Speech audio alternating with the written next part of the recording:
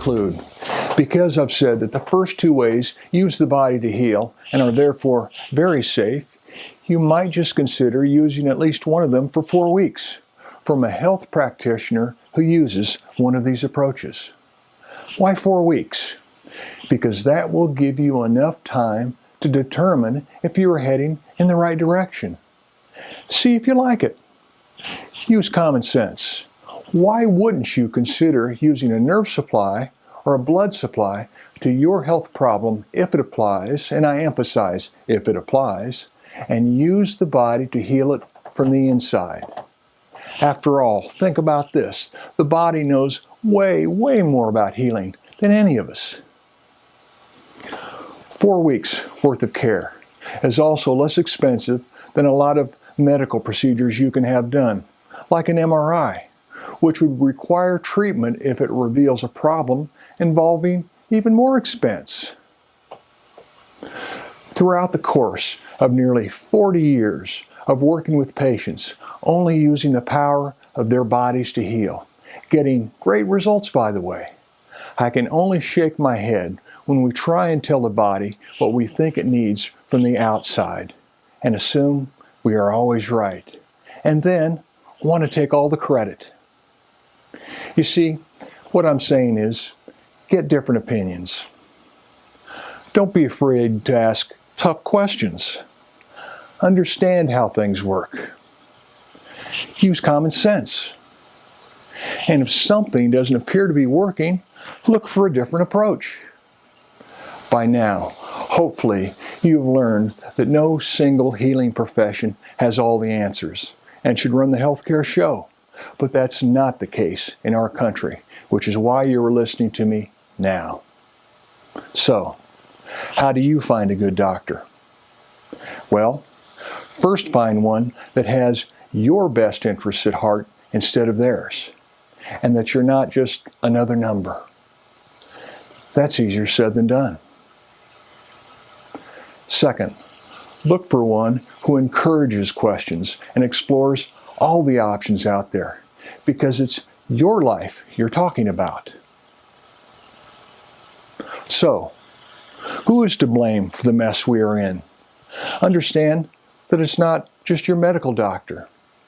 They are like candy manufacturers in one regard, however, because they are simply responding to a demand from the public. Yet I believe most are doing the best they can with the training and tools they have at their disposal. You see, they're just married to concepts that can't possibly answer all of our questions.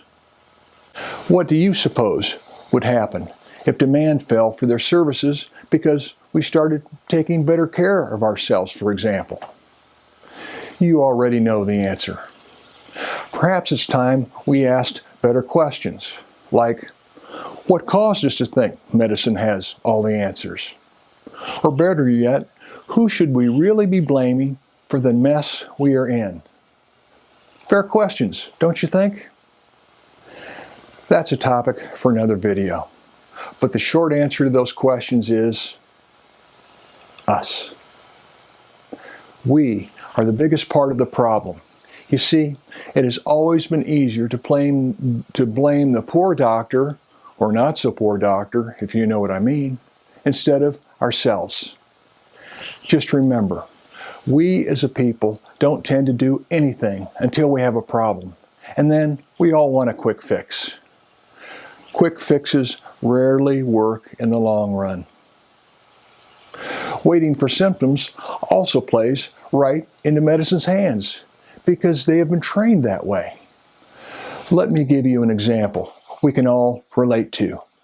Imagine, instead of your body driving your brand new Ferrari off a dealer's lot, always making sure you put cheap processed fuel in it, and then not doing any preventative maintenance on it until it eventually breaks down.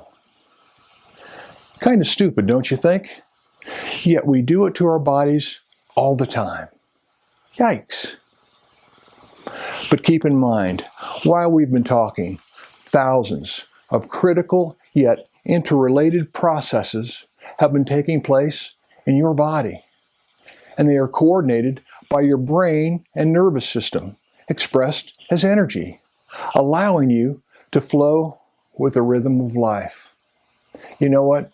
You're digesting food, assembling body parts, making hormones, repairing, producing tears, growing hair, except in my case, even regulating body temperature, all without outside help, thank you very much.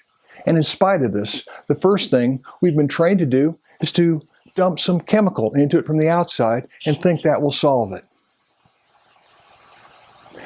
Using chemicals and surgery is such a crude and simplistic approach compared to our bodies once you know how it works.